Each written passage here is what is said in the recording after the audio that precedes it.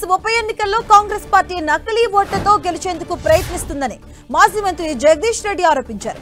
కాంగ్రెస్ ప్రభుత్వం ప్రజలకిచ్చిన హామీలను నెరవేర్చడంలో పూర్తిగా విఫలమైందన్నారు. జూబ్లీహిల్స్ ఉప ఎన్నికల్లో భాగంగా ఇంటింటి ప్రచారంలో పాల్గొన్న ఆయన కాంగ్రెస్ పార్టీపై తీవ్రంగా విమర్శలు చేశారు. కాంగ్రెస్ పార్టీకి ప్రజలే బుద్ధి చెబుతారు అంటున్న జగదీష్ రెడ్డితో మా ప్రతినిధి Karunakar face to face. Jubilee Hills ఉప ఎన్నిక నేపథ్యంలో హోరాహోరీ ప్రచారం కొనసాగుతుంది. అందరికంటే ముందు బీఆర్ఎస్ పార్టీ అభ్యర్థిని ప్రకటించడంతో పాటు ప్రచారంలో ముందు దూసుకుపోతుంది చెప్పొచ్చు. మనతో పాటు మాజీ మంత్రి జగదీష్ రెడ్డి ఉన్నారు. సార్, ప్రచారం ఎట్లా కొనసాగుతుంది జూబ్లీహిల్స్ ఉప ఎన్నికల్లో?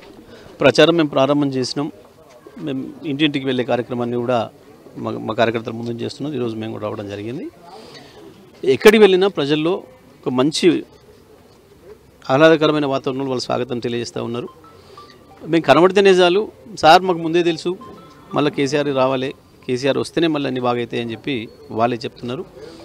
ఇక కొంతమంది అయితే మనం మాట్లాడుకోలేని బూతులు తిడుతూ ఉన్నారు రేవంత్ రెడ్డిని.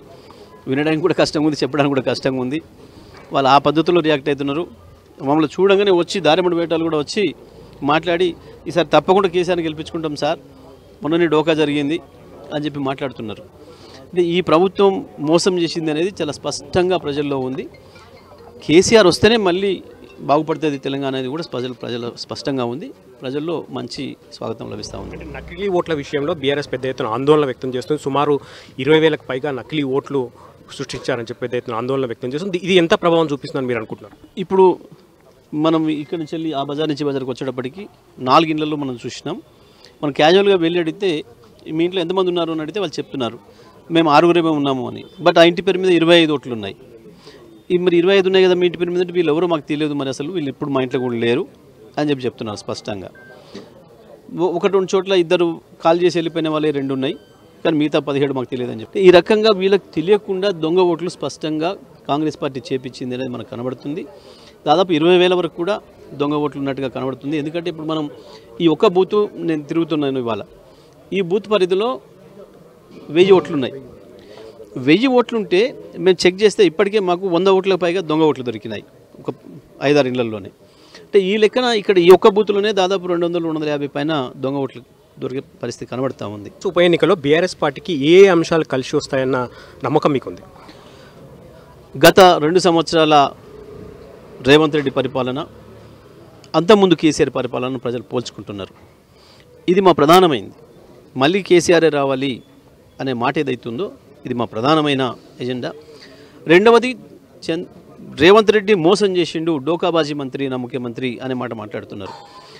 వాళ్ళు 2500 హామీ నెరవేర్చలేదని వాళ్ళే చెప్తున్నారు. మాకు 2500 ఇస్తున్నట్టు ఇవ్వలేదు అని చెప్పి. పెన్షన్దారులు కనపడేటప్పుడు 4,000 ఇస్తానన్నారు, ఇవ్వలేదు, మాకు 2,000 కేసీఆర్ ఇచ్చినవి వస్తున్నాయని చెప్తున్నారు. పైగా కేసీఆర్ ఇచ్చిన 24 గంటల కరెంటు కూడా ఇవ్వలేకపోతున్నారు, ఊకే పోతుంది అని చెప్తున్నారు. మంచినీళ్ళు కూడా సరిగా అందిలేకపోతున్నారు అని చెప్తున్నారు. ఇంకొకటి, ఈ మధ్యకాలంలో మంచినీళ్ళ విషయంలో ముఖ్యమంత్రి ఏదైతే మాట్లాడుతున్నాడో, పేదలకు ఉచితంగా కేసీఆర్ ఇచ్చింది ఏదైతే ఉందో ఆ నిర్ణయం తప్పు, దాంతో నష్టం జరుగుతుంది, మళ్ళీ పేదల కాడ వసూలు చేయాలి డబ్బులు అని చెప్పేసి ఏదైతే చెప్తున్నాడో అది కూడా వాళ్ళు స్పష్టంగా మాట్లాడుకుంటున్నారు. ఈయన వస్తే బాధుడు ముఖ్యమంత్రి తప్ప పెట్టే ముఖ్యమంత్రి కాదు అని చెప్పి స్పష్టంగా మాట్లాడుకుంటున్నారు. ఈ అంశాలన్నీ కూడా ఈ ఎన్నికల్లో పనిచేస్తాయి. దానికి తోడు మా అభ్యర్థి ఎవరైతే సునీత గోపీనాథ్ ఉన్నదో, గోపీనాథ్ గారికి కూడా మంచి పేరు ఉంది, ఆయన ప్రజల్లో ఉండి పనిచేసిండు బాగా, ఆ పేరు కూడా ఉపయోగపడుతుంది, అది కూడా తప్పకుండా పనిచేస్తుంది. మీద కాంగ్రెస్ పార్టీపై ఉన్న వ్యతిరేకత తమ సానుకూలంగా మారుతుందని చెప్తున్నారు. దాంతోపాటు బీఆర్ఎస్ పార్టీకి కీలకంగా ఈ ఓట్ల ఏవైతే కీలక ఓట్లు దొంగ ఓట్లు చేర్పించారు, పెద్ద ఎత్తున 20,000కు పైగా నకిలీ ఓట్లు ఉన్నాయని చెప్పి కొంత ఆందోళన అయితే వ్యక్తమవుతున్న పరిస్థితిని మనం చూస్తున్నాం. కెమెరా పర్సన్ రవితో 10 టీవీ కరుణాకర్, హైదరాబాద్.